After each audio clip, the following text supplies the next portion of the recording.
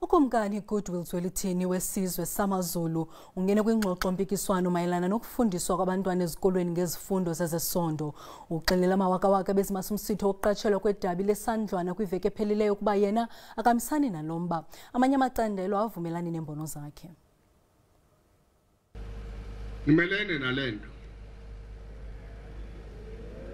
Angazi ke ngasohlangothini lweni.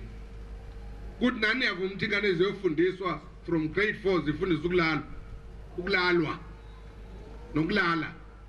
Isilo sizokalisa umbono waso ngesifundo i-comprehensive sexuality education, okuyisifundo ngezindaba zocansi, ehlaba ehlikiza labo abagqugquzela lesifundo.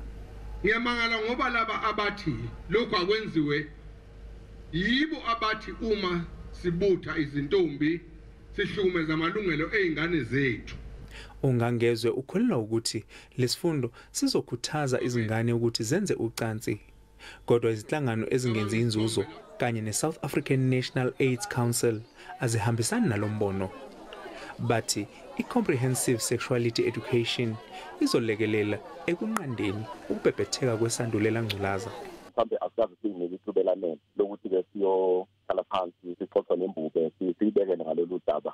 Sizosebenzisana ke nohulumeni waKwaZulu-Natal ukuthi sizame ukuthi kube khona indlela yokuthi simbone bayethe besichaza ukuthi kungani lolu hlelo lelo kumele lungene ezikolweni, ngoba inkinga enkulu esibhekene nayo sibhekene nempi lapha, ikakhulukazi ukukhulelwa kwabantwana abasebancane, sibhekene futhi nokuthi batheleleka kakhulu ngegciwane lengculaza. Isigungu esibhekelele ukulawulwa kwezikolo kwaZulu-Natal siyavumelana nesilo.